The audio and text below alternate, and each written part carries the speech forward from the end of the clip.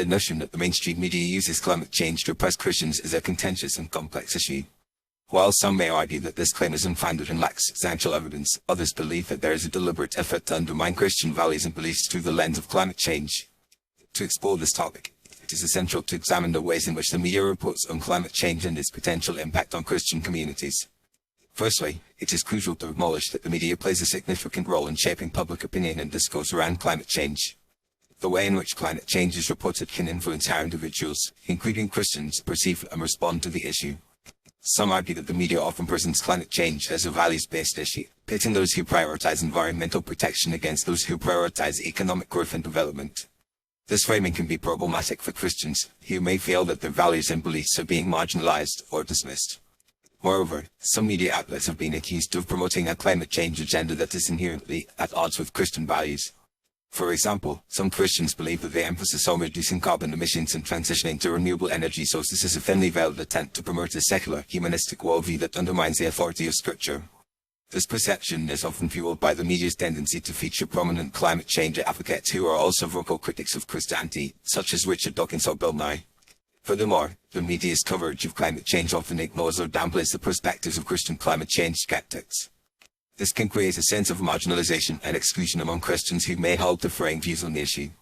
For instance, some Christians may believe that climate change is a natural phenomenon that is not primarily caused by human activity, or that the economic costs of transitioning to renewable energy sources outweigh the potential benefits.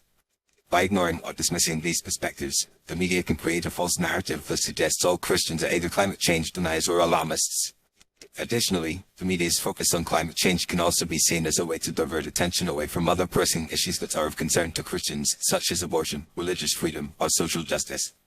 Some argue that the media's obsession with climate change is a form of moral distraction, which serves to distract from more fundamental moral and ethical issues.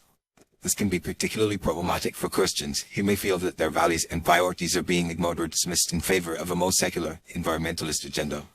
It is also worth noting that some Christian groups and organizations have been actively engaging with the issue of climate change and have developed their own perspectives and initiatives on the matter.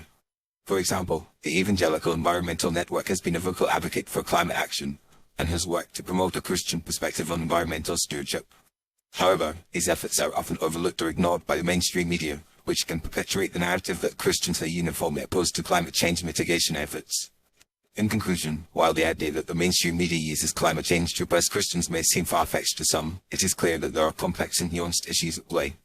The media's reporting on climate change can often be problematic for Christians, who may feel that their values and perspectives are being marginalized or dismissed.